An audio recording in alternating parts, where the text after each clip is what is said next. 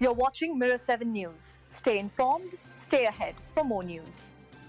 It was an unsettling and heartbreaking scene in Manchester, where what should have been a sacred and peaceful morning of prayer turned into a tragedy. On Thursday, as worshippers gathered at the Heaton Park Hebrew Congregation's Synagogue for Yom Kippur, the holiest day in the Jewish calendar, an attack was carried out that left 2 people dead and 3 others fighting for their lives. According to police, the violence began when a car rammed into a group of worshippers outside the synagogue. The driver then attempted to force his way into the building, but before he could succeed, chaos erupted.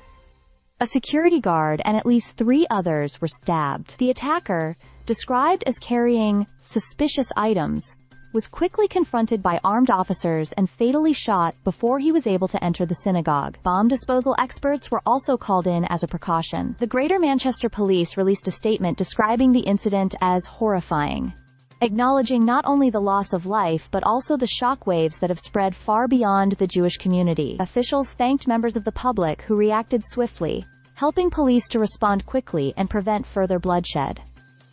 The response from leaders was immediate. Prime Minister Keir Starmer, who cut short his trip to Copenhagen for an EU summit, expressed his horror at the attack. He confirmed that extra police units had been deployed to synagogues across the country, stressing that everything possible would be done to protect Jewish communities. King Charles also voiced his deep sadness, noting the particular cruelty of the attack happening on such a sacred day. He praised emergency services for their rapid action, and said his thoughts and prayers were with all those affected. The Israeli embassy in London condemned the attack as abhorrent and deeply distressing, echoing the urgent need to guarantee the safety of Jewish communities in the UK. Rabbi Jonathan Romain, speaking to reporters, called it every rabbi's nightmare, a fear made real.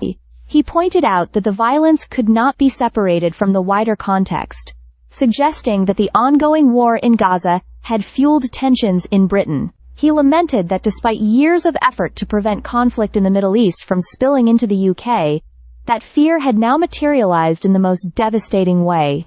The attack has left Manchester in mourning, and communities across Britain shaken. What should have been a solemn day of prayer and reflection has instead been marked by grief, fear, and a renewed sense of vulnerability. Yet amid the shock, there is also a recognition of bravery, of those who acted swiftly, of officers who stopped the attacker before more lives were taken, and of communities standing together against hatred. This was not just an attack on individuals, but on a community gathered in faith. And while grief is heavy, the resolve to protect and support one another has already begun to strengthen in response.